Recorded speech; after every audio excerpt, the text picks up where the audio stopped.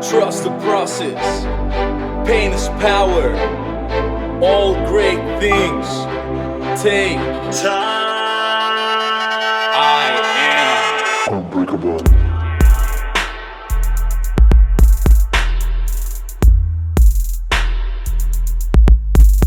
Unbreakable.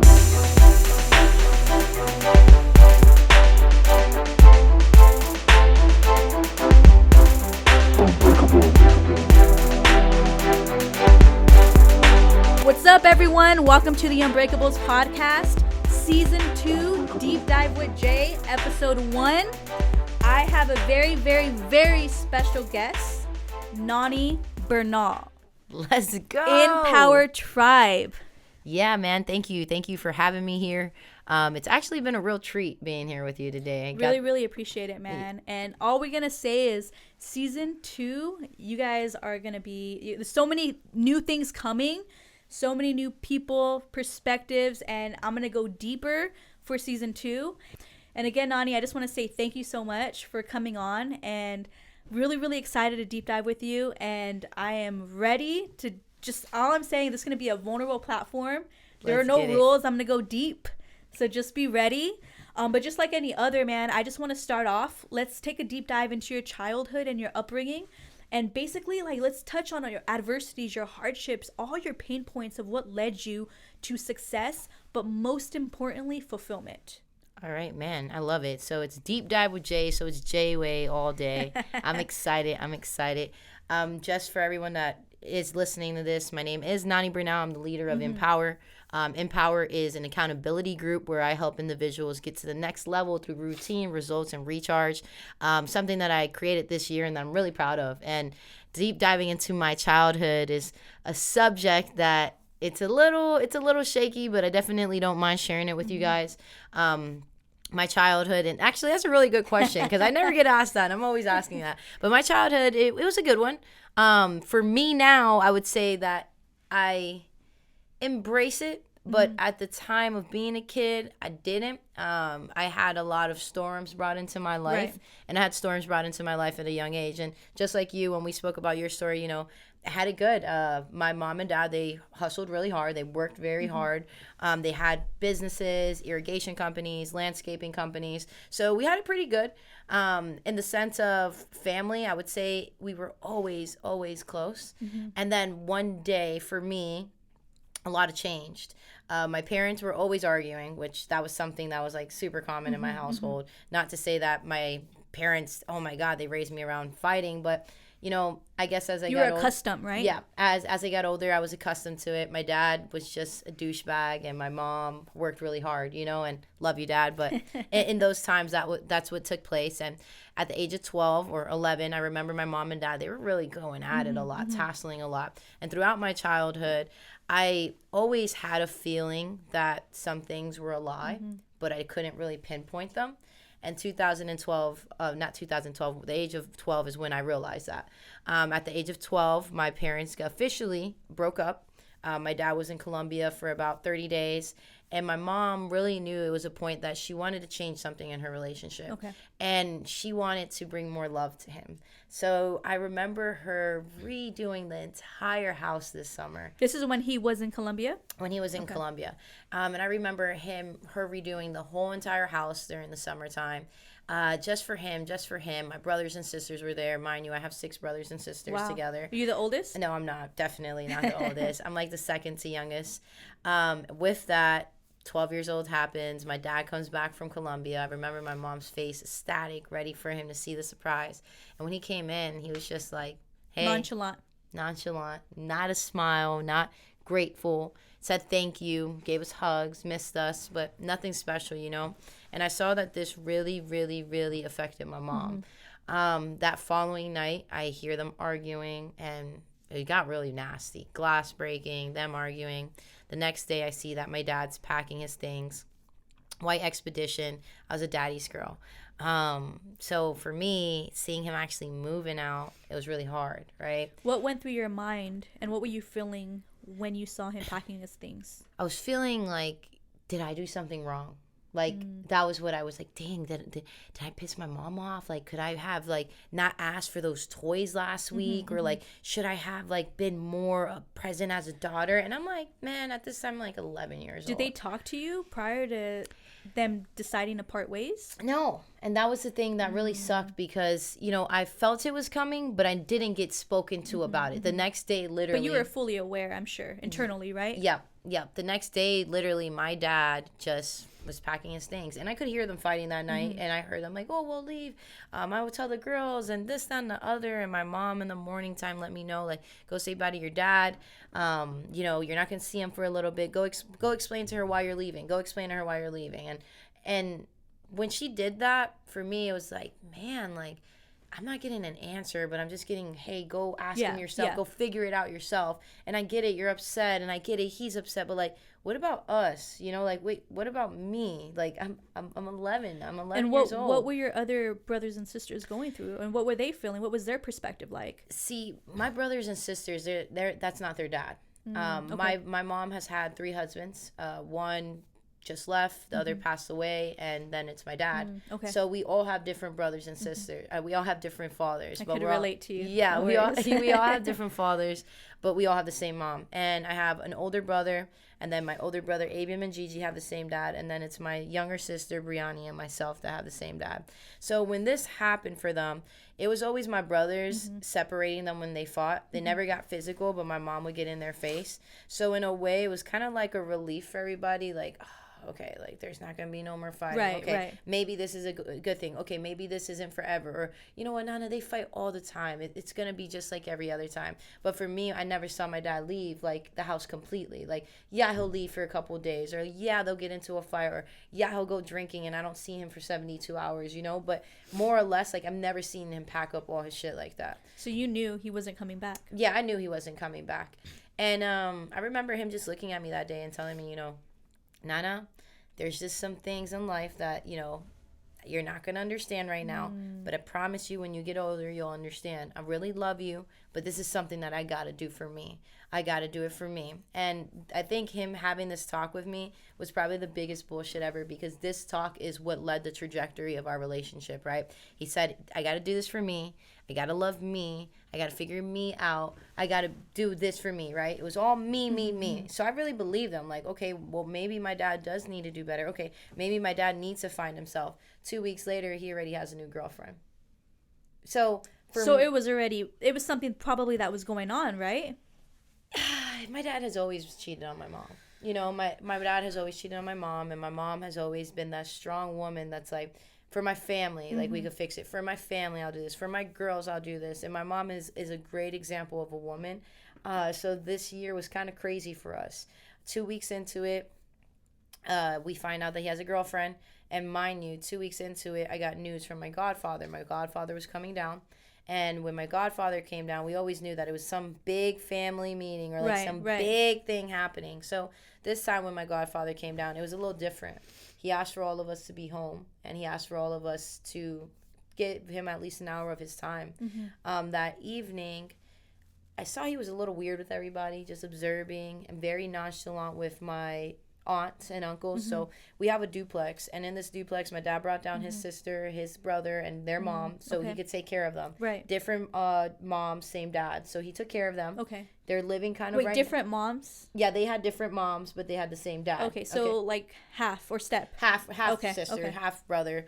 And they moved in with us, so it's like we got our big house with all my siblings, and then we got my aunts and uncles there. So we've always been a close family. Across the street is my grandma and my other sister. It's right there, right? Literally, we're all right there. And I remember this day because he tells us, come. Is your godfather? Yes, he tells us, come. We need to speak with you guys. I remember walking into the room that night, and when I walk in, everybody's like sitting around him, and everyone seems nervous as hell. And I'm just like, well, now I'm nervous. Like, you know, what's going on? Now he starts asking us, is there anything that we want to tell him? Like, talking to us about how lying's bad, how loyalty's important, and how family is everything. And I remember this because I'm like, oh my God, like, I just, you know, I stood on the phone all night when I shouldn't have. And man, I got a bad grade. And I'm like, oh, what's he going to yell at me about? Yeah. Starts asking each of us. Trying to give you guys a lesson, basically, right? Yes. Starts asking each of us, like, what is it? And he led to my aunt, and my aunt is shaking, tears, and we're all kind of like. And this is your dad's sister. Yes. Half sister. Yes. Okay. And we're all kind of like, what's up with her? Like, why is she shaking? And he asked us to get up and leave the room. And I went into my room with my little sister and my cousin at the time. And I just hear yelling. And I hear the yelling, and I hear crying, and I hear a glass break. And I'm like, wait, my dad's not here, so why is this happening Your right mom now? was there, though, right? Yes. And when I go to open the door opens up already, slams open, and it's my aunt. And she grabs my little cousin, and she's like bawling and runs right out the house. And I remember my godfather coming into the room, and he tells me, go across the street to your sister's house. I'll call you soon. You? Yeah. Okay. And I'm just like, he's like, get up. And I grabbed my little sister, and I went across the street, and I bang on the door. It's probably now like 9:30, 10 o'clock. Bang on the door. I tell my sister, hey, like, Padrino wants you to go across the street. They asked me what's wrong. I said, I have no idea. Probably 15 minutes later, they come across the street and get me now. Now I'm walking across the street, and it was like the slowest walk ever. And when I get inside, I see my aunt there crying, holding my little cousin, and my godfather tells me, Nani, come here. And I come, and he's like, there's some things that have been going on, and you are owed an answer. And I'm like, oh, I don't know. At 11 or 12 years old? Yeah. And I'm like, wow. Okay, like, what is it? Like, are you going to apologize for breaking my iPod? Like, what could it be? And I remember him telling my aunt to get up and to look me in the face. And he asked me to ask her, whose kid is that? And I tell Your him, little cousin? my little cousin. He's like, ask her whose kid that is. And I kind of, for some reason, got choked up before I asked it. But to me, it was like, what am I about to get? What's the answer I'm about to receive? So we're looking at each other. She's hysterically crying. And now I'm kind of getting teary-eyed because I don't know. It's just scared, right? Yeah, it's such an emotional thing. I'm scared. I'm worried. I don't know. Where's my mom? So I go ahead and I look at her and I ask her, and I'm like, Jeja, whose kid is that? And she said it was my dad's. And no way. Yeah. Okay, so what was going through your mind right at that point? What were you feeling? Did you even understand what she just said? Yeah. And you did. For me, that's where I felt like I was lied to my whole life. Immediately. Okay, so going back just a little bit, did anybody know? Aside from your godfather and your aunt? Kind of. And of course your dad. Myself, I've walked in to them and it looked like a very wrong situation. And I was your dad and my aunt. your aunt. And my aunt, I've walked in on them and it was like, oh, we're getting something, or oh, this, that. Yeah. And like me kind of like, nah. But like, you never I talked saw about it, but right? Yeah, never talked about it. And Did you ever bring it up to your mom? Yeah. So now it makes sense, right? Mm-hmm. So my sisters and I always thought they were a little too close to be brothers and sisters. And that year, we kind of we got into an argument with her because I made a comment like, you're so damn close to my dad. And my sisters have kind of caught on to it too. And when my grandfather passed away, my mom, the reason she's not close to her family is because my aunt caught my dad and my aunt together. Wait. Like backtrack. Say that again. All right, so check this out. Because it's family, it's confusing. My mom's sister, when my grandfather passed away, caught them like kind of like around hitting the corner together. Oh, like, wow. And she brought it up to my mom, and my mom didn't believe it. She told her, what the hell? Like, who do you think you are coming to my house like this? My grandmother caught them together, full on caught them, like saw it all. And he told my mom she's insane, that she's crazy. Why would she do that? So my mom kicked my grandma out. And then I kind of caught some of it. But for me as a kid, I was scared to say anything because I'm like, oh my God. It's not the norm. I did not just see what I just saw. Yeah. Like, there's no way, And I would kind of block it out. And now thinking, I never really blocked it out. That's kind of why my head has always been like, damn, like kind of like traumatized. Yeah, in a way, of course, right? absolutely. She tells me this, like, that's your dad's kid. My mind's racing, and immediately I break. I cry because immediately I felt like my life was a lie. Like, I mean, I'm sure you trusted your aunt. That was your cousin. Yeah, all the family memories, all the moments we had together, all the pictures, all the holidays, all of it was a lie, because it was never that my dad was present with us. It was never that was really my cousin. It was never that love that you have for me. It was always like, you guys obviously had no conviction in your heart. You guys had no love in your heart to want to be in a situation like that and put your family like that. My mom's a godmother to this little girl. You know, so for me, that changed my life forever. Now this happens 2 weeks into this happening. My family turns their back on my mom. Okay. My brothers and sisters leave. It's way too much for them. Now it's just my little sister, myself, and my mother. And at this point, I'm thinking, I have to survive. I have to do something more for my mom. And so full survivor mode at that point. And I probably didn't have to, but I just felt like, fuck, everybody just left us. Like, damn, like, what am I supposed to do now? You know, knowing that my dad's trying to kick us out of our house, knowing that my dad's mother is coming around because her name's on the house, coming around threatening my mom, knowing that our lights are going off and my mom, to kind of not show us, she'll pull up the truck in front of the cable box and the wire box, and then she'll plug it together and say, oh, something went out. I just messed with the box. And like, really, I know we don't got money for that, you know? So for me, it was hard. Right? And my sister was there, my big sister, but she was not there. She was trying to get the fuck out of there, to finish school, go to college, and get out of there. And I really felt alone. Like, really, really, really felt alone. So where was your dad during this time? Did you ever have a conversation about it? Did he ever apologize? Did he ever face you about it? Didn't talk to my dad for 5 years after that. So did he go on and have a family with your aunt? This is when I find out now that he has a girlfriend, you know? And it sucked because before I found this out about his sister, I just find out about his girlfriend. So to me, I was kind of confused, like, damn, dude, like, you told me that you left because you needed time, that you wanted to fix this, that you needed this, and like, all you needed was a booty call? Like, all you needed was some woman? Like, you ended our life for this woman?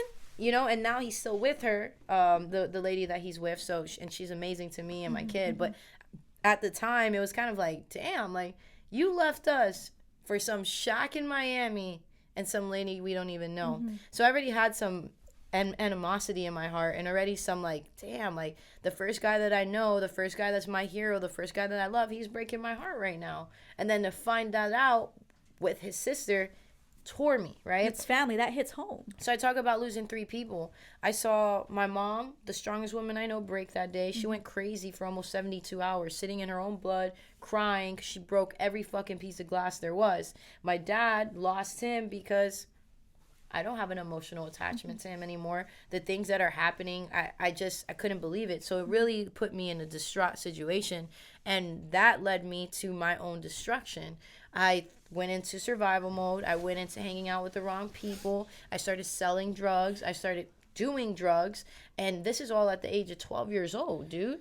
12 years old. I'm freaking smoking weed, taking bars. Wrong crowd. And so where was your mom at this time? Like, of course she was going through the emotions and trying to figure life out. Did she realize the destruction and the path that you were going through? She knew that I was broken, but she didn't know what I was doing. She couldn't even fix herself at that point. At that point, she was so occupied, right? Occupied, busy. And it wasn't that she didn't care about me. My mom always, always, always put me in a position to win. Like, always. It was my selfish ass. Like, okay, so 12 years old, wrong crowd. You started using drugs. You started slinging drugs, selling drugs. What happened? So I had a neighbor, Bahamians. I would go over to their house. They would give me a package. I would go to the store, give it to a car, come back. They'd give me $500. How did you get involved with that? They saw me one day riding my bike. I saw that they had some kids at their house. And the guy was like, oh, do you want to come play with my nieces and nephews? I'm like, yeah. He asked me a little bit about myself. And then, like, he kind of saw that I was a lost kid. So not for nothing, but I've always had somebody see something in me. Unfortunately, it was a bad guy that saw something in me, right? Kind of trying to take advantage at that point. And he would help me out. He would give me money to put inside my mom's bag, or he would tell me, like, you know, I got you guys if you guys ever need anything. And for me, I felt like, wow, I need that right now. I need someone big and bad to look up to. And I didn't know what I was doing in those brown bags, but I knew it was something bad, right? Now, this led to me losing another important person in my life. So I'm doing this for them about a year now. I'm about to turn 13. And I have this friend named Josh. And this friend Josh was a good kid, nerdy as hell. And he always would tell me, like, why am I doing this? Like, why are you doing this? You shouldn't be doing this. And he would follow me and bug me the whole fucking time. And kind of like on your like, shoulder, like, get off of me. Like, yo, Nani, what are you doing? And I wish I would have listened to him this day, because he told me, like, I got a bad feeling, Nani. Like, I don't know if we should be doing this, Nani. I don't know. We pulled up to the spot and on our little bikes. And I just had an immediate gut feeling something was wrong. It wasn't the car that I normally saw. It wasn't the people I normally saw. So when I tried to turn, the guy, like, basically pulls up and was like, hey, give me that. And I, as a kid, thinking I'm big and bad on my little bike and a helmet, like no gun, no nothing of protection, but I'm like, screw you. Like, I'm not giving you nothing. Yeah. You stood your ground. He gets out the car, and now I'm like, oh, shit, I got to give him this, or, like, I got to go on my bike. And my friend gets off his bike, and when he gets off his bike, now I'm kind of, like, stuck there, like, what's going to happen? And he goes to grab it from me, and when he goes to grab it from me, I'm just, like, giving him a fight, kind of cursing him out, saying all these crazy things, like, as if I'm this badass. And I remember him shoving at me, and, like, I remember him going in his car and pulling out a gun. And when the guns pulled out, I was just so, like, in the moment, like, stopped. Like, you didn't know what to do. I can imagine. I'm 12, dude. I'm a kid. And I remember hearing it just go off. And when it goes off, my friend Josh yells my name and jumps and takes a bullet for me. Literally just jumps right in front of me and takes a bullet for me. Got 3 bullets to his chest. They jump in their car and they go. And take off. And now I'm right here, 12 years old. With the body in your hands. With the body in my hands. Trying everything possible to save my friend. And that day used to haunt me. But when I talk about it now, it's such a learning curve, you know? Like, it lets me know someone really cared. But I didn't see it like that when that happened to me. I saw it as, fuck, I got nothing now. I don't have anything. And with that, I wasn't even welcomed at my best friend's funeral. Because of the situation. Yeah, so that year was really tough for me. So much happened to me at once. And that's where I just fell into drugs. Fell into that life, and I didn't care. I was on a suicide attempt every single day. From that moment on. So was your mom aware of, obviously she was aware of that situation, but was it like a light bulb that went off, like, holy shit, my daughter's 12 years old, she's drug dealing, she's using, look at what happened to her friend, that could have been you. Was that, like, at all, like, trying to, okay, let me get you out of the street, let me save you? She took me to therapy. She kind took of me to therapy. handing that problem off to somebody else to fix it. With how I lied. I lied to the cops. I lied to how it went. I lied and said that we were just wrong place, wrong time. And that's why his parents didn't want me there, because she knew that I was influence. lying. She knew that it was my fault. She knew. So even to my mom, I lied to her about the story, because I was just like, I killed my friend. Like, I killed my friend. And So you carried that guilt with you. I carried that guilt with me until I was like 20 years old, 21 years old, honestly. And not a day goes by where I don't remember my friend. Like, right now I'm crying because I'm grateful I'm here right now because of my friend, Absolutely. And he was so selfless in that moment. Yep. Like, it could have been you. Could have been me. And I think of that all the time, like, damn, that could have been me. And instead, and I think this is important for everyone, is instead of like, man, it could have been me, I'm so sad, it could have been me, that should have been me, it's like, it could have been me, so that's why my mission's bigger. It could have been me, that's why I need to take hold of this opportunity. It could have been me, that's why I need to be great. But instead I was like, oh, it could have been me, why wasn't it me? It couldn't be me, why is this happening? It couldn't have been me, my life is shitty. So it was you had that victim mindset at that time. And you didn't know how to repurpose that negative energy. Yep. And I was such a victim. And, in a way I had a right to be. I was 12. I had to grow the fuck up quick. And the things that were going on in my life, they hurt me. They hurt me really bad. And I didn't know where to point. I didn't know where to go. And I didn't know who to speak to. And the part was that I felt crazy half the time. Like, telling my story, I felt embarrassed. I felt shamed. I felt like, damn, like, is this it for me? Now I get into, time goes, I get into hanging out with the wrong people, getting into fights now. I have a teacher that believes in me. I'm in soccer, and I still felt alone. Go into high school, I was mad. I was a mad kid. And I said that in your episode, that interview, that, I applaud you because I was so angry, so damn angry at everybody, and I didn't want anybody to feel happiness because I felt so torn, Did you have anybody at the time, like aside from your friend that you had lost, did you have anybody at the time that was able to take you under their wing, maybe a positive reinforcement, a mentor, someone that can guide you? I mean, you were 12, 13 years old. You had your mom, but I mean, let's be real. She was facing her own adversities. How is she able to help you when she's trying to figure out her shit, Yeah, so I did. I had teachers. And I talk about it all the time that, as a community, it's brick by brick, right? It takes a village, and it really does. And at the time, I wasn't appreciative of those people because I was like, you don't get it. Like, you don't get it. Like, I'm hurt. You don't get my pain. You don't get where I'm coming from. Like, you don't get it. And I was always blessed to have a teacher that believed in me. And for me, I had this teacher. Her name was Miss Kurobo. Okay. And I had an administrator, Mr. Khan. And those two, they loved me. They loved on me so much when I was in middle school. They loved on me. And when I say they loved on me, like, they loved on me. They made sure that I ate. They made sure that I got home. They made sure that they called my mom. They made sure that they checked on my mom. And I will always remain grateful for them because they put a belief in me when I was like, okay, no one believes in me. I'm like, okay, Miss Kurobo, like, I'm having a bad day. I got to go to Miss Kurobo. Okay, I'm not sure if I'm going to eat lunch today. I could go up to Mr. Khan and not feel embarrassed. You always had somebody at least. I always had someone that believed in me, but I just didn't believe in myself. And I say that all the time, that you can have all the belief in the world in yourself, but if you don't, like, you can have all the belief in the world with other people believing in you, but if you do not believe in yourself, if you do not love yourself, if you do not have that trajectory for you, it doesn't matter. Nope. It does not matter. And then in middle school, I leave middle school. She was my soccer coach. I leave middle school. I no longer have him, Mr. Khan. And now I go into this new fucking world of crazy, of people that are mean, right? And I just wasn't the one to be mean to, So I got into a lot of fights. And then I got blessed with another amazing administrator, Mr. Millman. And how old were you at the time? Now I'm like 14, 15. Okay. I'm in 9th grade. And first week of school, got into a fight. After that fight, I was like, you know what? People are mean. The world is nasty. So I have a vengeance over me. I wanted to become feared. I wanted to become respected. I wanted to be like, what's her name? Griselda Blanca. Like, I swear, like, that was like, I was like, that's who I look up to, is freaking Griselda Blanca, because no one messes with her. No one does this. And that was a wrong way to see it, because I'm like, okay, if I look up to someone, this could happen. And maybe if I looked up to a better mentor, I would have a different shift. But I needed someone to pour into me. And the people that were pouring into me can only do so much. They were my teachers, you know? I had a soccer coach. I played soccer. I was 3rd in the state. And his name was Profe.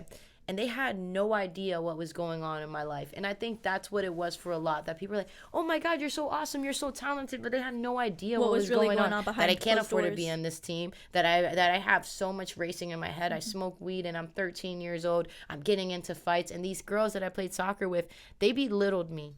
And without realizing it, because they come from rich family, they're from Miami Lakes, and they got the cars, and their parents can afford this. And when we go on our soccer trips, their parents can afford to get the nice hotels, and now it's to the point where I'm like, I can't go because my dad's not around, or I had to be forced to go to be around my dad, and I didn't want to be around him, so I always felt so little compared to them. And when I met this coach, Profe, he made it known, you are little compared to us, but today I'm going to make you enough. Today I'm going to make you more. Today I'm going to make you better. First day I got on that field, I remember I threw up, I cried, and I probably wanted to quit 20 freaking times. And this guy was standing right behind me. Let's go, fatty. Let's go, lazy. Let's go, you're tired. Let's go, you're weak. Let's go, you're this. And I remember that. And for me, that day will always stay in my mind, because that's who I am. You hear me? Let's go. Let's get it. So now you projected that, and you're able to, obviously, with InPower, which we will get into that, but that's the voice that you would hear. Let's get it. You got it. And you know what? He was telling me what it was. You're fat. You're weak. You're not enough right now. And I think that people are so scared to tell you that when you really are in that position. And I think that is the wrong thing to do. I think you should tell, not to belittle me, but to tell, be a reminder, hey, you aren't enough right now, but you got this. You aren't good right now, but you're going to be great. You are weak right now, but when I push you, you're going to feel the strength. And I think that was his messaging. He was hard. He was a dick, honestly. But it's I'm sure to embrace not your weaknesses or your failures, but being able to recognize them, own them, and say it's okay. Like, it's okay to be broken. It's okay to be hurt. Yep. But we're going to get you out of this. Exactly. And for me, it was all work after that. After that, I was like, okay, I gotta be great. Okay, soccer's gonna get me out. Okay, if I just stay my head down, soccer, and I keep making the side money I'm making, I'll be fine, right? I end up... And by side money, you mean I was still drug dealing. I was selling weed at the time. I was selling weed and I was selling Xanax bars in school. With this, I'm making insane money for a 14, 15-year-old. Ridiculous, actually. And then I started hanging out with the wrong people. I started hanging out with older people, which, you know, till this day, I'm blessed, right? Because like I said, I always had someone pour into me. Had the Jew crew, I would call them. Ashley Baton, Ashley Frisia, Brittany Dobner, Amanda Aduessa. And I even get teary-eyed on it because when I needed people the most, like, they were there. Their families brought me in, like, brought me in to stay for Shabbat dinner, brought me in to make sure I just had something, to make sure I was good. And they brought me in with so much freaking love, but they were older. And being that they were older, they did older things. They partied, they drank, they So of course you did what they did. And they don't realize that I'm not like them. You know, I'm not like them. I'm not stable like them. I'm not with a family like them. Like, I was weak and I shouldn't have been filling myself up with liquor, and I shouldn't have been going to these raves, and I'm 15 years old, and I shouldn't have been doing a lot because I was empty. So I latched on to what I know. I'm like, oh, cool, rave. I'm going to this forever. This is my happy point. Oh, a pill? Yeah, give me that. And it's really all you knew if you think about it. It's all I knew, right? So now they get me into the party life, and now they're kind of like, whoa, she's really freaking extreme. Like, wait, you're doing this, you're doing that, wait, you're going here. Like, so they back off me.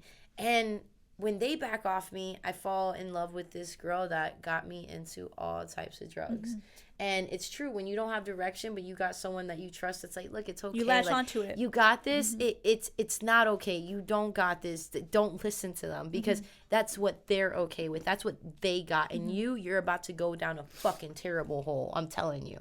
And that's what happened with me. So what do you tell that young kid, maybe, I mean, especially now in today's society, you have a lot of, you know, young kids that are growing up fast. They rely on social media. They rely, you know, on themselves, on their influence, right? Yeah. You are who you hang out with. So what do you tell that young kid that maybe is lost, that, you know, is going through some struggles and adversities at home, but has no way out or feels alone? What do you tell them? Like, how does one get in power? How does one get out of that rut and shift their mindset and perspective? By understanding that you're not disqualified. I think that society puts this restriction on who you need to be. And I think a lot of people need to understand that everybody's broken. Everybody is broken. And I repeat it 100 times. You're broken listening to this. Everybody's broken. And if you're not broken listening to this, there was a point where you were broken, you know? And behind brokenness is blessings. Absolutely. And I was so naive to that. I was so like, nope, I'm a felon. Nope, I'm a drug dealer. Nope, I'm a dropout. I'm not welcome there. And no one told me I wasn't welcome there. So you automatically counted yourself out. Exactly. And I think that everybody counts themselves out because they are so immune to this bullshit way that society puts, you can't be this way and you can't do this because you did this, right? But they're not realizing that that person that's pointing a finger to everyone has never pointed a finger to themselves to take ownership on anything they did. So I felt shame because so many people faked it till they made it. So many people hide what's really going on. That I'm like, well, shit, if they're hiding it, then I definitely ain't. I'm not welcome there with my truth, you know? And I started realizing that vulnerability is honestly key. Vulnerability is strength. Vulnerability is not a weakness. And if you're a young person listening to this, be vulnerable. Go out and say, I need help right now. I'm fucking hurting right now. And I had so many opportunities to do that because my mom took me to therapists. My mom took me to talk to people, and I didn't want to. I just wanted to be close. I just wanted to stay quiet. I just wanted to be sad. But what we don't realize is, like, you get what you give. The law of reciprocation is so real. Yes. I gave me shunning myself. I gave no one trust. I gave myself a hard time. What was I going to get back? No Nothing. trust. A hard time. You shunning yourself. You want to shun yourself, you're going to get that type of community around you. So open up, be vulnerable, and have no shame, because your mess, dude, does not disqualify you. If anything, your mess qualifies you more than anybody in this damn room. Absolutely. And I love that message. And like you say, everybody is broken. Everybody was broken in their life. There's nobody perfect in this world, which is why once you're broken, you become unbreakable. Use your mess, use your failures as building blocks to get you to the next level.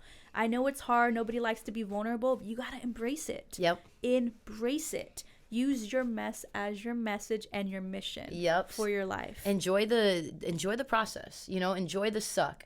And I was just talking about this. Embrace the suck. Embrace it. One of me and my mentees that were here in California, we were just talking about, so many people want that arrival already. Like, so many people want to skip the journey. So many people want to discredit their journey. But I love the journey, right? I love the process. I'm all about the process. Throw me the process before you give me the destination. You know why? Because I am going to take the process and I'm going to dissect it like I'm doing a content curation. Like, I'm literally going to go ahead. Okay, I'm going to take this out of this. I'm going to take this out of this. Okay, 30 seconds of that. Okay, cool. I'm going to take this. I'm going to take this, because I'm going to come with an outcome with anything I do. And I think that so many of us are ashamed of coming with an outcome when it's our own problems, that we're like, nah, I'm not going to learn from this. I'm going to keep butting my head. No, fail quick. That way you can learn quick. Fail forward. Fail forward. That way you can keep going forward. And then most importantly, make sure you pivot in that failure. Make sure you pivot in the process, because the most important words are the P words: process, position, projecting yourself, pivoting. We always want to skip over those things. No one likes the word the process. But guess what? The hidden gem is in the process. The gold is in the process. You get better, you get stronger in the damn process. It's in the process. Yep. I love that. Man, there's a lot of knowledge right now. I'm so excited. Okay, so you have those mentors. You're 12, you're 13 years old. You lose your best friend. You start drug dealing. You're still drug dealing through this entire process. Now, I know you mentioned earlier that you became a felon. What happened? All right, so one, I beat up everybody in school. And I don't mean to say that like I beat everybody up, but it was more like I was that kid that if you came up to me, I was so angry. Like, and that's, one thing too, don't judge a book by its cover. I'm telling you, these kids these days, they would come up to me and they would mess with me. And it's crazy because you would think, okay, I'm this angry kid, I'm messing with everybody. No, I would get fucked with, like watching this, you could see right here, I have a brachial plexus with my arm. So this arm is shorter than the other, and I can't turn this arm like I could. So I got made fun of my whole life.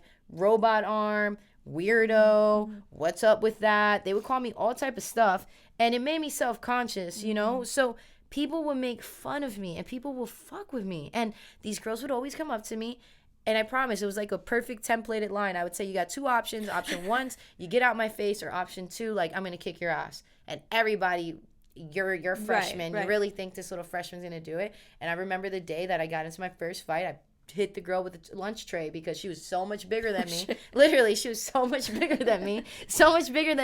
And she kept fucking with me about my arm. Going at me with my arm. You want a robot arm? I'll show you a robot arm. Literally, like, this is what robot arm is going to do, And from that day forward, it was like, in my school, it was a lot of blacks, a lot of Spanish, and barely white, right? Okay. And in my elementary and in my middle school, straight black school. Like, honestly, probably 90% African American, 7% Hispanic, 3% white. Okay, so I've always came from that.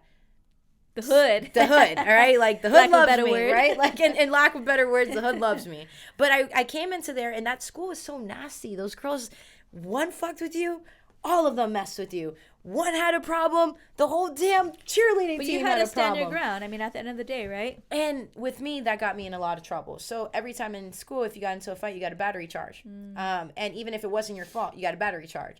And for me, I got over 8 battery charges. It became a felon. I became a felon as a minor. Now, just fast forwarding completely high school, you guys get the point. I'm doing drugs. I'm fighting. I'm selling drugs. I'm dabbling in my sexuality. I've always known I like girls. I've always known that women was my thing. But then in high school, it was more like, okay, like, I'm gonna test the waters. I'm testing every water. Yeah. I'm like, I'm diving into every water there is, right? So now I'm being promiscuous with women. I'm doing the whole nine. And now it's to the point of, okay, well, just so you know, while you were doing all of this, you kind of missed the school part. So you kind of got like a 1.0. What are you going to do about it? And the administrator looked me in my face and was like, look, I believe you could get your GPA up completely. I believe it. Do I think you want to? No. Absolutely not. You need that willpower. Do I think that you should drop out right now? Yeah. And I look at him. I was like, cool. Sign me up. Straight up. And he looks at me. He's like, you're not going to call your mom? I'm like, well, how old do I got to be to drop out on my own? He's like, 16. I'm like, cool, I'm 17. Drop me out. And he looks at me. He's like, are you serious? And I'm like, well, yeah, you don't want me here. And you just told me that I'm not going to make it happen. So why the fuck would I be here?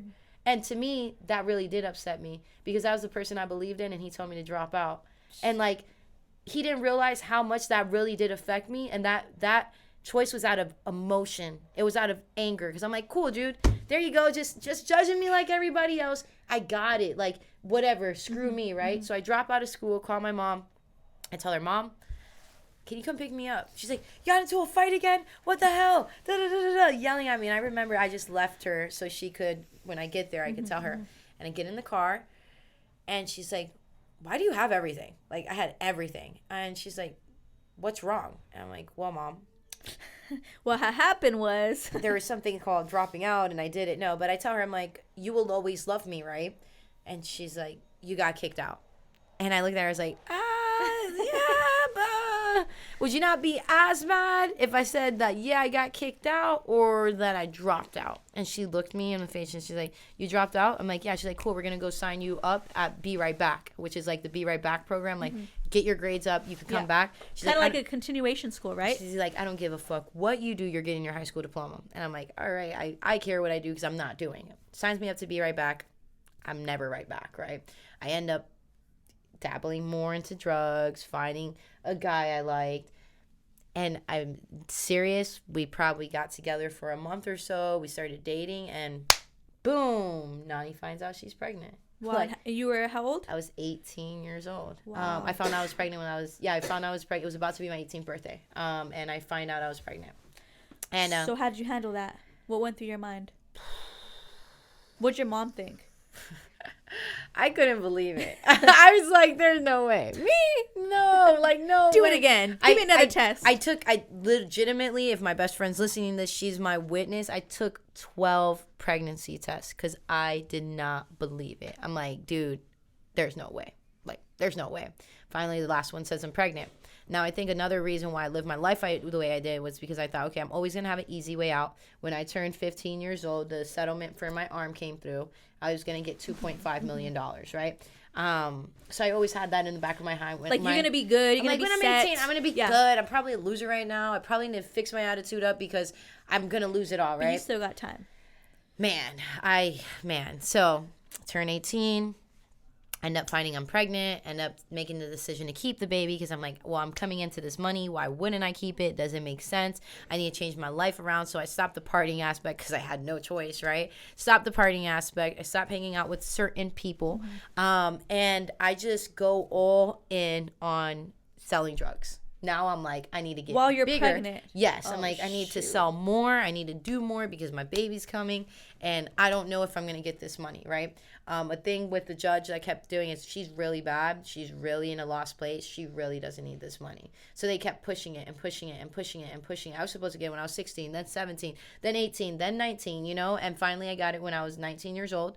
And that was around the time I had my kid. So you said, going back, 2.5 million? Yeah, 2.5 million. So I get access to this money, right? First thing I do is buy my mom a car. First thing I do is buy myself a car. And I'm looking into buying my mom a home. We go and invest with the lawyer that's our attorney. He's my family attorney, my mom's attorney, my attorney. We go ahead and invest with him on some restaurants. He has full access to all my accounts, everything. We go fly to, I believe, Kentucky to go check out the restaurants. He keeps asking for transfers, keeps asking for money. We go to see what's going on. We look at the restaurants and we're like, okay, cool. It is what he says. Right, like, right. Don't really see where the 500,000 is, but okay, I see it. On our flight back home, we had a layover. And within that layover, this man liquidated all of my bank accounts. So now we fly back into town. I probably got $1,000 left in my account, and I don't realize it, so that's why my card's still working. I go the next day to the bank because my mom and I are about to purchase a home. It's signing day. It's time to sign. It's time to hand over the check. And at this time, you weren't looking at anything, monitoring your accounts, nothing? Or just didn't dawn on you. You're like, at 2.5 million. It was in 24 hours. Like, what? Like, in what sense? In what sense do you think that, like, I don't know, like, my money's going to be gone in less than 24 hours. So with that being said, 24 hours goes by. We go to the bank, and we go first thing in the morning. So when we go in the bank first thing in the morning, my mom, her face is white, like, when she comes out of the bank. And she's like, Nani? I look at her, I'm like, yeah. She's like, there's no money in the accounts. And I look at her, I'm like, all right, Mom, stop fucking with me. Say it again. She's like, there's no money in the account. I need to call Chris. And I'm like, you're not kidding. Like, there's no money in the account? She's like, there's no money in the accounts. We call Chris. He ignores us. 2 hours later goes by. And then we find out. He tells us, look, I did a bad deal. I was taking your money that you were sending me. I was taking the money and I was flipping it. That's how you were getting such a big return on the restaurant already. And I did this deal with this guy again. He told me it would be a big deal our last time, and the guy ran out on me. So he took our money and did a bad deal, and the guy ran out on him. So now I'm, like, really, like, mad as fuck. I kept this kid at the time. Like, this kid, it's my freaking little girl. Love her more than anything in this world. But at this time, I'm like, what the hell? I'm a kid, having a kid. What the hell? This wasn't how it was supposed to go, God. Like, this was not how it was supposed to go, Mom. Like, what the fuck? And I was angry. I was just mad. From that day, I had a resentment towards my mom. I was like, you told me to do this. You told me to keep the kid. You told me to do this. You told me that, and it always goes wrong. And that was wrong of me. That was really wrong of me. Do you feel that you blamed not the situation, but you projected the hurt and the pain to your daughter? No. I didn't want to be around my daughter when I first had her, the first year. And that was... So you were disconnected? Yes. The first year I was disconnected. And, you know, I always say that because I know a lot of women that don't feel connected with their kid right away, and they lie, and they're ashamed of it. Well, we appreciate your vulnerability. Yeah. And for you being open about that, because I know there are a lot of mothers, like you said, that could relate to that. Yep. And, you know, I've experienced that in my past, that even seeing my mom, you know, have my younger sibling, and when you're going through certain situations, it's just easier to punt on the problem to somebody else to take care of while you figure it out. Yep. And with me, it was more like I was just mad at everybody at this point. I was just mad in the sense of, like, why is this happening to me? Like, is this my life? Like, dude, like, I'm trying to do things right now, and this is what's happening. Thank God, God willing, I ended up finding a mentor. I stopped selling drugs. I'm like, I'm done with the drug dealing. I'm done with the bullshit. I want to figure this out. So what do? I go rob a bunch of people, like a dumbass. I go rob a bunch of people, and I move across town. I'm like, that's it. So when you say rob, dive in deeper. So in the cannabis industry, when you're a drug dealer, there's people that give you money to go buy things. And I was the person that people trust to go get it for them. And everybody came to my house. That day was re-up day. And I can't believe I'm saying this on camera, but that day was for the record. No. For the record, don't do this at home, kids. It's not smart to do. It's really wrong. I lived a really bad life because of it, and I'm being serious. Like, side note, don't try this shit at home. So, seriously. You know, I tell them, like, hey, it's re-up day. And really, for me, it was move-out day. But I'm like, yeah, it's re-up day. Had, like, 10 people come, do their normal drops, $2,000, $3,000, $4,000, $5,000. Literally, that same day, I just went ahead, moved out of my house that I was in, and moved across town. And never heard of those people again. Holy shit. And, you know, it's crazy because Gucci Man is one of my favorite rappers. And he always talks about, you know, the old life and how you used to walk around town with, like, looking over your shoulder. Yeah.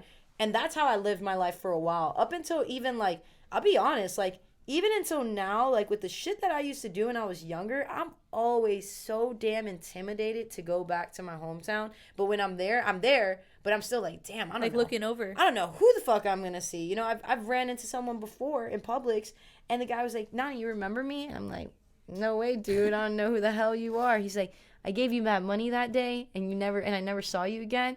And I look at him, and I'm like, oh, shit, this guy looks like fucking You gotta go in hot with like a bulletproof vest, and right? I looked at him, and he's like a bum right now, right? He's like, that really hurt me that day. And I promise to God, I shit you not, you can ask my ex at the time. I went into my bank that was right across the street, and I pulled out, because I remember that kid. I remembered how much I owed him, and I pulled it out. Because I'm like, holy shit, that right there is like instant karma. Like, this kid's on the street right now. What are the fucking odds that I walk into him, and now I'm pulling up in my Beamer, just bought a bunch of groceries, I'm fine with my kid. Like, what are the odds? So I gave him the money, and that put chills in me, because I'm like, man, I was really bad. And that's when it started eating me up, because now at that time, I'm into entrepreneurship. I'm trying to be a leader. And that was the things of being a leader that would eat me up. And that's why this year I made a pact to be intentional and selfless and to give my life to God. Because I'm like, man, if anyone's going to forgive me, I need to forgive myself before I can continue to impact people. Because yes, I'm turning my mess into a mission. Yes, I'm okay with my story. Yes, I'll tell the world about it. But does that mean that I was really okay with it? Absolutely not. It was a point where I was ashamed of my story. I didn't start talking about my father having sex with his sister until this year. So no one knew that until this year. What made you, when would you say your first breakthrough was? And when do you think that you were able to finally embrace it? Like, what shifted? I tried to commit suicide because I was feeling empty. How old were you? I was 22 years old. So it was about 3 years ago, to be exact. And you, at that time, obviously had your daughter, right? Yep. Like I said, I found a mentor. I worked at Outback, got fired from Outback. The mentor saw me, tells me come work at his call center. Never knew anything about sales, but I fell in love with the place because for the first time in my life, someone respected me. For the first time in my life, I was significant. For the first time in my life, someone called me miss. You had a purpose. I had a cubicle. I had files, and I had a computer. I was like, oh, cool. I'm living a life. I'm like a badass now, bring it on. And that place, just to kind of sum that up quickly, is I learned business, I learned sales, I learned leadership, I learned that I had a badass ego, I learned that I was emotional, and I learned that people could get under my skin. I was in that sales room for 5 years, and I grew from that business. It was 5 people that was there. We ended up becoming 50 people on the sales floor, all trained by me. And with that really changed the trajectory for my life. It taught me business, helped them grow into a 7-figure business. But I realized that I was changing my life around. But the thing that sucked was that I fell in love with something else. I fell in love with sales, and I fell in love with drugs. Now I'm lost, but I'm making money. And I'm filling myself up with cocaine and liquor. Why? Because that's what these rich people are doing. That's what these mentors are doing for me that I'm around. And all of them always made me feel like family and like they cared for me. So when they would invite me to things, it was like, okay, cool. Like I'm a part of their circle now. And I worked my ass off for 5 years thinking I was going to be with them. And literally, I promise you, they ended up screwing me over. They were supposed to give me 10% of the business after 5 years of working for them, and they didn't. And that got me depressed, and that led me to drink some more. And then I also found out around that time that my girlfriend that I've been raising my child with has been banging my boss.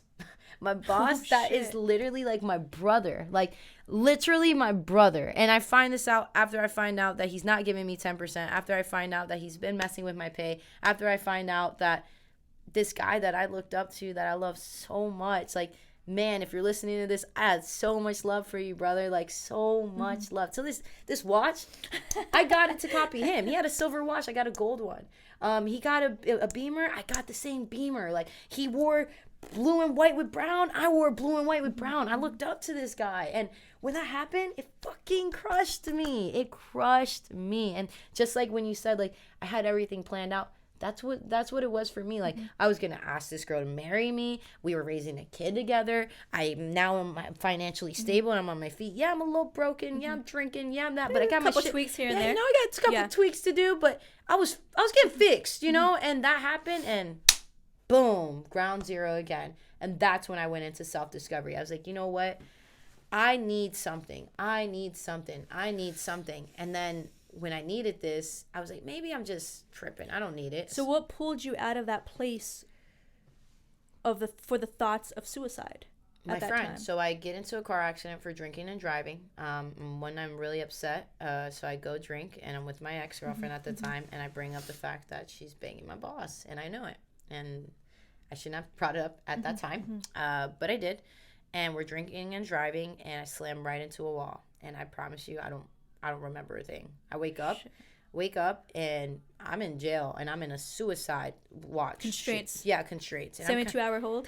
Yes, literally. And I'm thinking, what the fuck? When I wake up, I'm like, someone kidnapped me. I'm in here for, like, literally, I had no idea. I don't remember for that. ransom. I literally, all the money I owe people. Yeah, I'm like, dude, I'm stuck. This is how it ends for me. What the hell? But no, seriously, I get up and I look out the window because, there's a little creek where you can't, they're not going to make you think. I used to do security and watch 5150 patients or patients like that, or people, Dude, and I look out the window and I'm like, whoa, this is a police station. Like, now, this is my first charge as an adult. Everything else was as a minor. So now I'm like, oh, fuck. I'm banging, like, I'm kicking on the door, and the lady comes in and she unbuttons it for me. She tells me why I'm in there. She's like, you got into a car accident. You got no bond, no phone call, and you're going to be sitting for a while. And when she says that, I'm like, okay, I killed my girlfriend because I got no bond. I got no phone call. I'm sitting in for a while. I'm done. So for 72 hours, I sat in a fucking cell by myself with some big girl that ate all my food every time it came, drank all my water when it came, and I was done. And the thing that got me is when I called my girlfriend, after I finally got a call after 72 hours, hung up on me. My dad hung up on me. My mom told me she couldn't afford it. I can't afford to bail you out. So I had to bomb myself out, call my dad that's giving me shit. My dad picks me up with my little girl. And this is the part that got me, right? My little girl didn't even recognize I was gone because I worked so much. And then when I would get off of work, like, she was sleeping already, but I would go out and get drunk. Yeah. I would go out and do coke. And then I would come home and I would probably sleep for 4 hours and then, got to go to work again. So it wasn't like I was showing her it. It was just like I wasn't around. So she didn't recognize me and that hurt me. And when I got home, I went ahead and told my dad, hey, Dad, I got to go get something from this person and that person, all the lies I could make. He's like, okay. I go buy a bottle. I go find the rest of my pills that I had a bunch of bars. And I go see a friend. And before I see the friend, like, I kind of talking to her super depressed. And I tell her, like, I just got to go. I need to clear my head. And she's like, something with you that day did not seem right. So I go to these jetties. These jetties are the intercoastal, big rocks. And they're tall. I'm fucked up. And my plan was I wanted to jump off of them. And I'm at the jetties, and I'm to the edge. Probably take the last bar at this point. I don't even remember. I've smashed the bottle, so now it's like my hand's all freaking bloody. Dramatic as hell. I'm dramatic, guys. Exaggerator. You know what I mean? Like, I take it to full extent. And from that point, man, I remember my foot going out, and I literally was like, this is it. And I go to do the next step, and I just get tackled. And when I get tackled, I, like, look up and I'm like, God, and like it's like you felt that lift, right? Yeah, like, because I was over it. I was literally over the edge. Like, it's by the grace of God, I promise you, my friend tackled me, and my friend looks at me and is like, Nani, why can't you see that it's not us that doesn't love you? It's you that doesn't love you. And why can't you see that so many people care about you? It's you that doesn't care about you. And from that moment on, that struck me because I'm like, wow, I really could have ended it. And from there, I was like, I'm done with this job. I'm done with this bullshit. I'm going to change my life around. And I don't care what I have to go through to change it around. I'm making a change. I'm not going back to who I was. I'm not going back to the stuff I did. I'm going to change. And it was hard, but I started changing. And you're what, 23? 23 years old. So would you say during that year is when personal and self-development started to come into play? Yep. I started, I've always been a person to like motivational videos. My mom was in MLM. So nice. She always took me to her stuff. Always took me. So I was always into it and I always knew, right, if I could be great at being bad, why can't I be great at being good? And then I started hearing people's stories and I'm like, man, this shit is bullshit. What the hell? This is helping people get impacted? Like, man, I got a story. And then I started dabbling into more business. So as I said, in the call center world, I was the shit. People wanted to work with me. So I started working for a moving company. Wasn't happy with it. Worked for a health insurance company, didn't like it. And then I got asked to start a moving company. And that's where I come from. That call center that I started up 7 figures, I was like, cool, hell yeah, I'll do it. So I started up this company. We hit $350,000 in 3 months. Wow. The partner ends up taking half the money and saying, see you later, left me. Now, at the time, my little sister's working for me. Things start going wrong, getting refunds, getting chargebacks. This guy sold half the money. Now I'm really like struggling. I find out my little sister's stealing from me. Find out that the manager I'm with is stealing from me. So and there's doesn't absolutely no trust in your circle. None. Home. None. Business. And everybody that I try to trust, always screwed me. And I didn't get it. Even with the recent endeavor I have, screwed. Like, and I don't get it, you know? And it's not for me to get, it's for me to get through. Absolutely. You know, and I think that's a lot of that. We're like, I want to get it. It's not for us to get. It's really not for us to get. It's for us to get through, because the get through is when you get it. You know what I mean? And wow, I just run that back because that was really good. But seriously, Yeah, like, no, absolutely. it's true. Like, when you get through it, now you understand it. But when you're there, you're not understanding it. So why are you trying to figure what it is out? Because I could relate to you on that. And I'm sure there's other people in our audience and our viewers that are watching where it could be problem after problem, obstacle after obstacle, opposition. Yep. So some people just want to give up and throw in the towel. What do you do? What do you tell them? What advice can you give that person? Man, it's so, I could tell you so many things, because hearing my story, there's so many points where I wanted to give up, but it's really, I say the most cliche things. It's not how you start, it's how you finish. You know, if you're not first, you're last. And those little things are the things that keep me going. And really, it's not how you start, it's how you finish. I want that tattooed on my body. I want it put on my grave. Like, that's what Empower is about. It's not how you start, it's how you finish. Because my whole life has been, it's not how you start, it's how you finish. It's not how you start, it's how you finish. Because your starting point, it's always going to be rough. You're always going to have obstacles. You're always going to have bad points. You're always going to be down at points. But guess what? It's not how you start, it's the ending. It's how you finish. It's how you execute. It's how you take this mess and you turn it into a mission. It's how you take this mess and you turn it into something bigger. So for me, I would say, keep reminding yourself that this isn't over. Your finishing point is when you say it's over. And hopefully, God willing, you don't ever say it's over. Absolutely. And you have to love yourself before you do anything else. Yep. Because you cannot teach you can't give the willpower. You can't teach the motivation. You gotta have that. You gotta pull it within yourself and use it. Like, use it. Yep. Right? Yep. Pull out your greatness, because out of your comfort zone is your calling. And it's so true. Like, you don't know what's out there because you don't give it a try. Stop disqualifying yourself. I disqualified myself my whole fucking life. And when I started realizing, wow, I'm living to everybody's expectations except my own. What am I doing? I'm incarcerated with titles that aren't mine. I'm living behind bars that I'm judging myself with. That why am I doing this if no one else is? And then I realized, you know what? It's because I don't got direction. It's because I don't love me. And you said it right. A lot of people are like, oh, I got mindset. No, you don't. You don't got mindset if you don't got love for yourself. And what I did first was love myself. I talk about the 5 C's, consciousness. That was going to be my next question. Yeah. Talk to me about your 5 C's. Yeah, consciousness, confession, clarity, commitment, and consistency. Because when I got conscious of who I was and like really conscious, like, okay, you are an ex-drug dealer. Okay, you are a delinquent. Okay, you aren't in the best position and you are a mom and you have to change your life. I was like, okay, what needs to change? Okay, well, first you need to start being honest with yourself. I got conscious. Now I'm like, all right, I need to be honest. What needs to change? 1, you need to stop lying to yourself. 2, you need to stop bullshitting yourself. 3, you need to go out there and apologize to the people you've done wrong to and make right what you've done, because you're not a bad person. You've just had bad habits. 3, once you confess with yourself, you go ahead and you give yourself clarity, because now I know where I'm at. Now I'm honest with myself on where I'm at, so I understand where I need to go. And now I have a clearer vision to get committed. So now when you have clarity in your life, you can think easier. You can ask yourself powerful questions and actually get an answer for it. You could actually say a meaningful sentence and say, hey, I'm going to go follow through with it because now I'm clear of where I'm at. So many of us say we want to do something, but we aren't honest with where we're at, so we can't do it. We bullshit ourselves. We kid ourselves. So now we got the consciousness, the confession, the clarity. Now we get committed, because now that I have those 3 things, I can commit to something. I can hold my word to something. And with commitment comes consistency. Out of all of those, the most important thing is consistency, because when you show up repeatedly is when you know you really want it. When the rain's pouring, when the doubters are there, when no one's supporting you, when your partner leaves you, when hell breaks loose, you keep showing up, you keep staying consistent, because that's when the drive comes. Damn, drop the mic. That was powerful. I'm going to display the 5 C's for you guys, because I want to definitely play that back. Okay, so And I know you speak highly about being intentional about everything that you do. So let's say, when would you say entrepreneurship came into mind?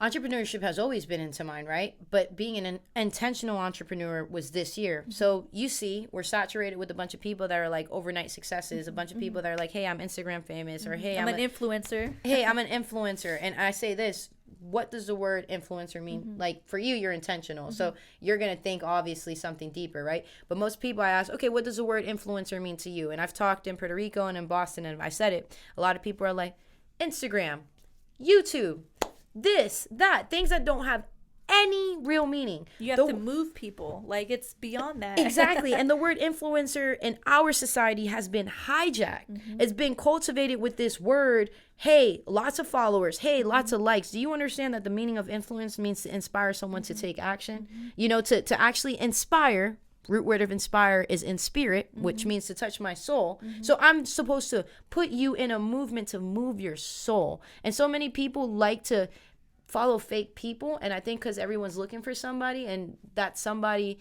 is always what they want to make it be. But they've never looked at themselves and say, hey, you are that somebody. And I had this teacher, Mr. Haynes, would say, I am somebody. I am successful.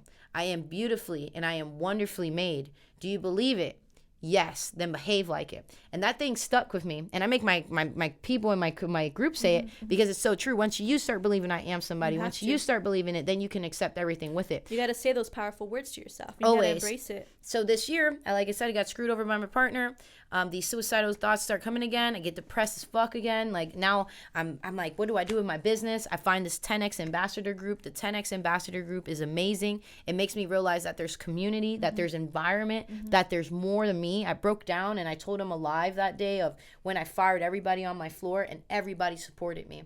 I start finding more in Ed Milet, been listening to him. I start listening. I get these thoughts again of like, damn, Nani, are you worth it? Damn, Nani, are you enough? Damn, Nani, do you want to just go ahead and take yourself now? And I'm like, yeah, because I feel like I'm not good enough.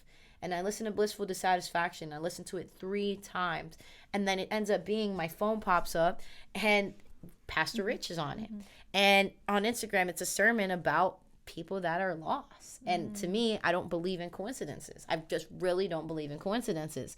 And that day I was like, okay, hold up, Nani. Let's hold back from your depressed ass right now. From your thoughts. Let's hold back from your thoughts. Just take your ass to bed. You're drunk already. Just go to bed and go to church tomorrow.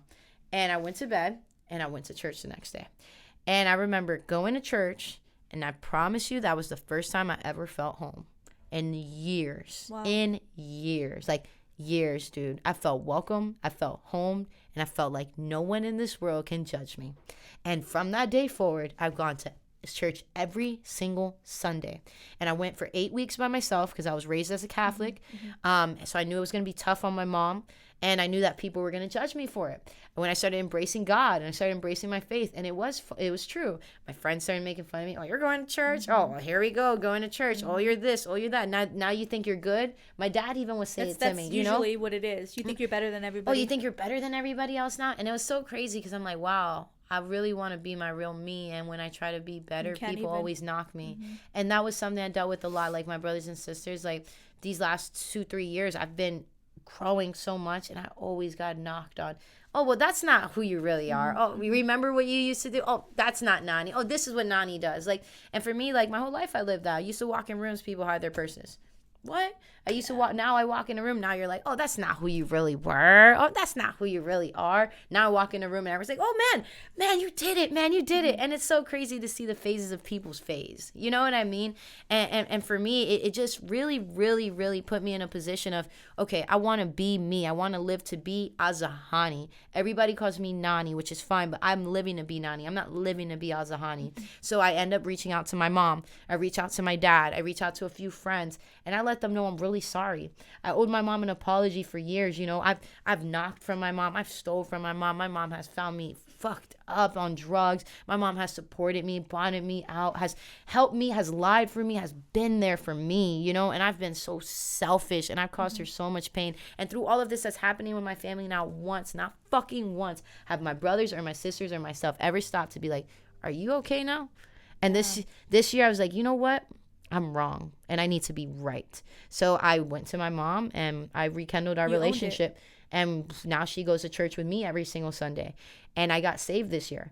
And that was a big part of how intentional I was being. I'm like, you know what? I'm going to be selfless. I surrendered, right? I surrendered. I shut down my moving company because I'm like, this shit is not me. I'm burnt out. I'm tired. I have no purpose with this. Steve Harvey talks about purpose at GrowthCon. Tells me, but tells everybody that purpose is something that we need to live. And so many of us are not living a purpose. We're living purposes of other people. We're taking on battles of other people. We're taking on struggles of other people. And it's not even ours. So when we get to the end of the road and I'm like, hey, where's this feeling? Where's the champagne? Where's the girls at? Where's it at? It's not here. You're just empty. There's no fulfillment. There's no fulfillment and it's not even my journey. I just took on obstacles that's not even mine. And I'm sitting here waiting for happiness. Hell no, I'm not going to get it. And when he said that, I'm like, damn. That's so true. So I write down impact, empower, in theory, and I circle empower. 2 weeks later, I shut down my moving company, and this is my main source of income. And I'm like, I'm going to figure this out, and I'm going to do it the right way. And I'm going to do it the right way because I believe that I want to be intentional. I believe that I want to be purpose-driven. I believe that I'm bigger than what I was putting myself in the box to be, right? I could be a great entrepreneur. I could make a lot of fucking money. I realize that. But guess what? I can also be a great person that impacts people. And now I'm leaning more towards ministry, even though I got an F-bomb like crazy. I'm leaning more towards ministry with my speaking because not for nothing, Jesus really saved my life. This year I got saved, and when I got saved, I tell everybody about it that I could breathe again. Do you know how it is to be looked at for 3 years of people looking up to you, you telling this word, you pouring life into people and not really feeling proud of you, like being ashamed of who you really are? And that's how I felt. I was living in Nani. And when I got saved, it was the first time, like, you felt alive. In years that I could breathe. Like, I didn't feel the pain of my mom and dad's divorce. I didn't feel like I judged my dad anymore. I didn't feel like I wanted to kill myself anymore. I didn't feel like I've been a bad parent. I felt free. And I cry about it because I felt free. Like, I don't know if anybody that's listening to this has felt that way. Like, I'm choking on my own, like, doubt. I'm choking on my own expectations. I'm choking on my own bullshit crippling titles. Like, it is tiring. And it sucks when you can't breathe. And I could fucking breathe again. And I'm so happy and I'm so proud of it, you know? And from there, when God came into my life and I surrendered to Jesus and I've walked my path of salvation, and just anybody listening to this, like, man, there's no way that she's walking into salvation and she curses this much and she does this, that, and the other. I want you to know that we're not supposed to be like Jesus. We're supposed to try to as much to replicate the actions of Jesus. You know what I mean? And I'm growing and I'm learning, but with faith and with Christ, I've grown so much and so much opportunities. I was broke half this year, and not because, oh my God, she can't find a job. It's because, oh my God, I got a vision. Oh my God, I got a belief. Oh my God, this brand and power, I want to freaking serve people. I want to be a leader. So I go on and I took 10 people as a beta group. I trained them. I coached them for 90 days, holding them accountable. It ended up coming to 20 people, then 30 people. And I did it all for free. I did masterminds for free. I did podcast episodes for free. I did everything for free for 6 months. Got my car repossessed. Had to worry about my home almost being evicted. Had to send my kid off with my dad for some weeks. We ended up rekindling our relationship, so you guys know. I take my little girl to my dad some weeks because there's times where I didn't have, like you said, I didn't have money in my pocket and I was hungry. And I was like, okay, I got $20. I got, you gotta make it stretch. I could make myself get McDonald's every single day, and my little girl could at least be with my dad and be fine and doesn't need to know that. Yeah. And I didn't let no one know when I was struggling this year besides God, because I was like, you know what? This time I don't need anybody to worry. I know that I got this with him. I got this. You know that saying, let go, let God. Yeah. And it's true. I let go and I let God, because this year I got blessed with, 1, being able to speak. 2, meeting Brad Lee. 3, getting my message across, getting my movement with InPower. I started charging.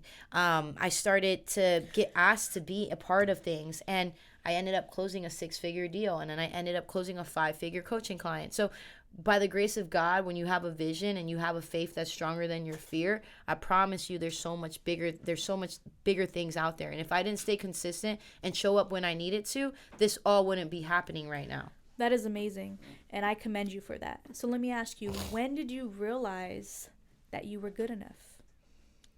I always knew it.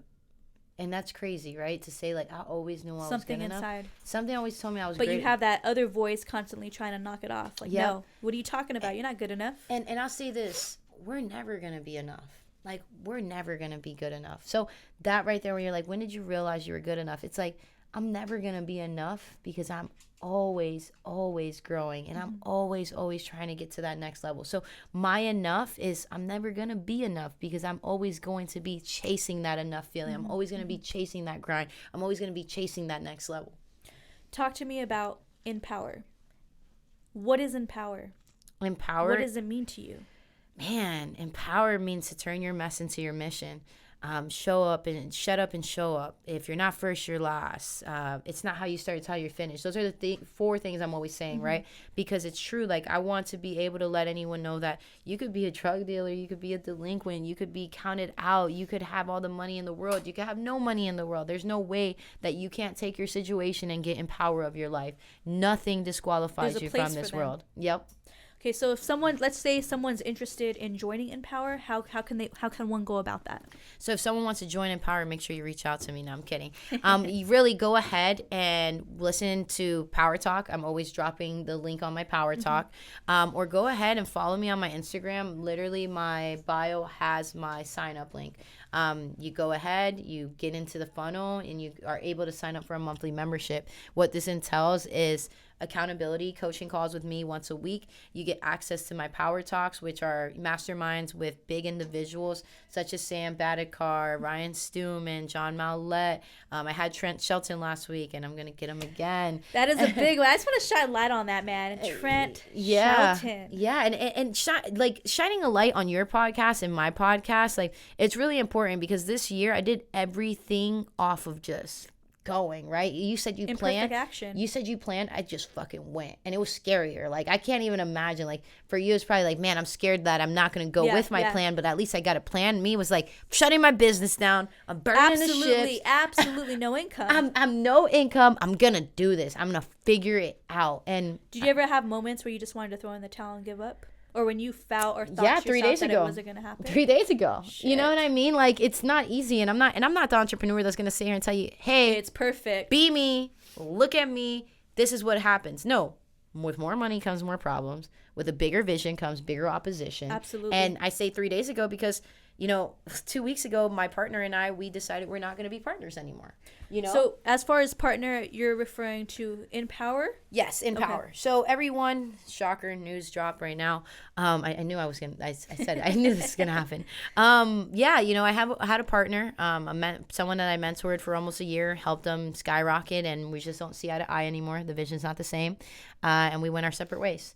And that kind of hurt, right? And then, taking on the projects that we did while he left kind of sucks. And I'm down here because I'm taking care of a project that right now is making me rip my hair out. And like I said 3 days ago, I wanted to just throw in the damn towel. When it rains, it pours. When it rains, it pours. I want to throw in the towels. But, how I see it is every time something happens to me, it's because the vision's getting bigger. The vision's getting clear. When you're great, they hate. When you're great, they always want to be you. And it's crazy because you got to watch yourself, right? Absolutely. You got to watch your soul. You got to watch your energy. And for me, it's just about going and embracing the suck. Got to walk by faith. Walk by faith, not fear. Walk by faith. Talk to me a little bit about Power Talk. I want to shine light on that because your podcast is slightly different. And it's something that I do admire in that sense. And you have your InPower tribe tuning in on that. Yeah. That's amazing. Yeah. So talk to me a little bit about that. So, I love that it's you clever. said that. It's yeah, I love different. that you said that because it's so true, and it is different. And it's not for me to be like, oh my God, I got something different. No, it's for me to be like, look at how I did it. The power of asking a question, right? I got to interview Steve Sims, and he was the third person out of my Power Talks that said yeah, right? So one, I didn't even want a podcast. Not to say I didn't want one, but right now I didn't want one because I'm like, man, I don't got a business. I'm not making any money. What's it gonna be? And I was like, okay, I need to make something different. If I'm gonna charge people, I want to host masterminds, but I don't want to just be me because I'm still trying to build my name. And who's really gonna buy into that? So I'm like, I don't know. And then I started asking people to be a part of my masterminds. Hey, Brad, do you want to be a part of my mastermind? Nope, $2,000. Hey, Ryan, do you want to be a part of my mastermind? Nope, cost. Hey, can you be a part of my house? Oh, it's a cost. And I'm like, wow, I'm fucking asking something wrong. Or like, why You're asking the wrong question. Exactly. So I'm asking the wrong question and I'm not asking the right way. So I'm like, how can I make this cool? I lied. I told Brad, hey, Brad, I got a live Q&A I'm doing and I would love for you to be a part of it. I bring my team on. Just let's make it happen. Doesn't answer me. Make a video because I see he keeps seeing the message but doesn't answer me. So I make a video and I'm like, man, you ain't the real Brad. You the real bullshit. Like, you know, I make a funny thing like that. And you would think, oh my God, I can't believe you said that to Bradley. If you guys know who Bradley is he's a goof. He's a goof. Yeah. He's straight up like that. Dropping bombs. Yeah, you know, that's just how he is. And he writes back crying faces and then does a video and goes, girl, what you want? And literally, and I'm like, man, like now I'm fangirling. I'm like, oh my God, Brad, you're not the real bullshit. Like you're the real Bradley. You know what I mean? Kissing ass. Yeah, kissing ass right away. I'm like, this is my chance. And I tell him like, yeah, I got a live Q&A. We'd love for you to be a part of it. Let's make it happen. He's like, okay, cool. And at the time, so you guys know, I was doing free masterminds every Monday and Friday. So I was bringing in different business owners every single week. And I did about 50 of them before I got bigger people, right? And everyone's already tuning into my stuff. So when I let people know, hey, now I got Brad Lee coming on, everyone came in. And then when I saw that, hey, I recorded this Zoom call and I could just put it into a podcast. Strip the audio? Yeah. So my crew that wasn't on the call could listen to it. It was all intent for my tribe. It was not to be a podcast.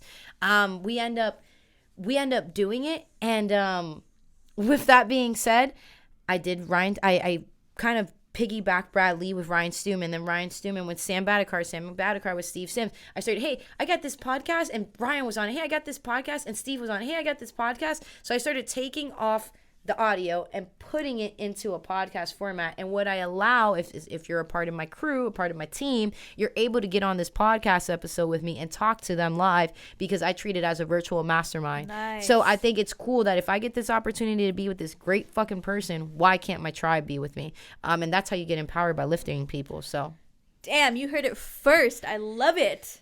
Okay, so there's a lot of people that do podcasting, yeah, right? And a lot of people get timid on reaching out to high profile guests. But I mean, a lot of them have to wait.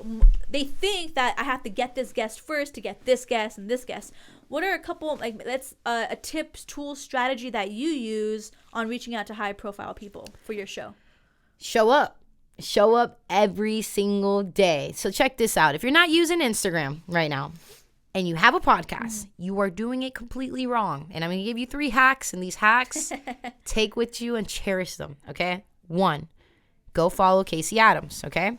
He's a legend. Now, reason why I say go follow Casey Adams, not because he's better than you, but because the people that he interviews engages with audiences, okay? Yes. Now you go ahead and you look at all the people he has interviewed, right? Now, when you look at all the people he has interviewed, you start going down the list and you message them. Hey, I heard your thing on Rise of the Young. Or, hey, I heard you on Nani's Power Talk. Or, hey, I heard you on Unbreakables podcast. I love your content. Would love a chance for you to get on my podcast. Let's make it happen. Now, the reason I say Casey Adams, you could look at mine, you could look at Jay's, you could look at whoever does podcasts and see the people that they bring on. If there's more, like, for example, John Mallette, he's on everybody's podcast, right? Why can't he be on yours? You got to go for the people that you see are engaging with their fan base. If they're not engaging with their fan base, it's going to be hard to reach them. So I will look at, 1, the current podcasters that I'm listening to. Who are they interviewing? Because that means that they're accessible. 2, I would look at the people that I admire and see who are they reaching out to. Are they engaging with their audience, or are they just posting all their stories about them? Or do they really write back to their audience and commenting back? If not, I wouldn't reach out. Not to say don't waste your time, but don't waste your time. Go for the people that you could really get that are attainable, because those people that don't reach out, they will be able to come, right? So now you're looking at their fan base. Now you're looking at their engagement. And now you're looking at their Instagram number. If they have 250,000 followers or less, you can write them a message and they're going to look at it. If they have 500,000 followers or more, it's really harder to get their attention. Now, when you get their attention and you're writing them, make sure you follow up. It's like a sale. If they're reading your messages, not writing back, I'm telling you, they're reading it. That means you didn't say something good, or that means that you got to keep going, because they think, and I've heard Persistence. Yeah, I've heard it from more than 3 people I've interviewed, that they think that these people are bots, right? They think that if you just write, hey, what's up? Love your content, they're not going to write back. So they make sure that you're not a bullshitter. So reach out 2 or 3 times. And then if it's not working, make a video. When you make a video, I promise to God, you're going to get a message back. And yeah, that's pretty much it. Go on Instagram, look at your circle, see if your circle, who's your circle leveraging, leverage them. And then when you leverage them, start piggybacking off of them. Okay, hey, I saw that you had Trent. I now have Ryan Stewman. Hey, I had Trent and Ryan Stewman. Hey, do you want to be on it? And as you keep going, you keep growing. So that's really my tip to it, is really be conscious, show up, and stay persistent. I've had, Steve Sims told me I was like a bad rash on his ass. He literally is like, yo, you were a bad rash on my ass. And there's been people that are like, man, I just had to say yes to you. I'm like, yeah, because I'm following up and I want that close. I ain't a salesperson for a reason. Let's go. All right, Nani. So here at the Unbreakables, I mean, it is deep dive with Jay. Yeah. So, well, you've made me cry like 4 times, so I don't know how much deeper we're going. All right. So here you get to choose. I'll have you choose 2 cards. Okay. I'm not asking. The deck is asking. Oh, man. All right. You got 2? Yeah. All right. You can read them off and then just answer accordingly. Who is your role model? And do I have to? All right. What needs to change? Oh, fuck. Damn it. The deck is serious. 2020 coming. Yeah. Who is your role model? Man. I would say right now, currently, I have a lot of people that I admire, a lot of people that I see as mentors, but a person that I would say is my role model, 2 people come to mind. One, Jesus, just because my faith right now is so, you know what? My pastor, that's what I'll say, because my pastor to me replicates Jesus so well. And he's just makes me feel so good, and to see the type of man he is and what he's doing with the impact he's making, you know, making a noise in South Florida with Jesus, like bringing the faith in and saving so many people and impacting saved your life. He saved my life. So that's a big role model, because I admire his church, I admire his role in my life, and I want to be able to do the same for others. I want to be able to save someone's life. I want to be able to impact someone's life in that way of how he's impacting. And then secondly, I would definitely have to say my big sister. And it's funny because she doesn't even know that. And I admire her so much, because rather than taking the easy way out, she's putting herself through school. Rather than ever really complaining, she's always trying to win. She's been so selfless. She takes care of a boy that she's been with in his life since he was 2. Now it's her stepson, but she's such a great mother, such a kind heart, and I think she doubts herself so much, but she doesn't give herself enough recognition for what she does. And for me, I admire it. I wish I could go back to school. I wish that I could embrace the suck of a 9 to 5 and stay happy about it. So my sister is one of them. And then what needs to change with me or in life? With you and in your life. Man, I think what needs to change is I need to stop trying to take everybody with me. And I know that's kind of confusing. You guys are probably like, wait, what? Like, but there's a point in every vision where you want to take everyone with you. You want to help everybody. And I think for me, what needs to change is I got this. And not to say I don't need anybody, but I don't need anybody. And I think that as an entrepreneur, you think you need so many people, and you bring partners on and you bring people into your vision. And I think that's a point of kind of doubting yourself. Like, I need this person to help me. No, I need me right now. And I think that I need to be a little bit more confident with my business decisions I make, and knowing that I'm fucking great. I'm awesome. I've built up several businesses.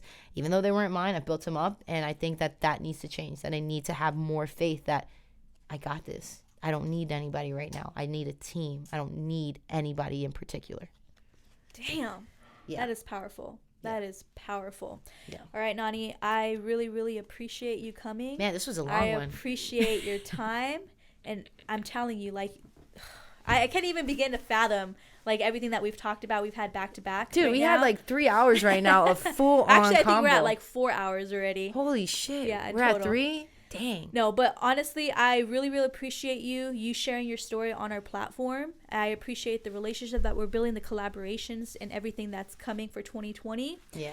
And any of you guys that are watching, if her message resonated with any of you, like it, comment, share it with somebody in need.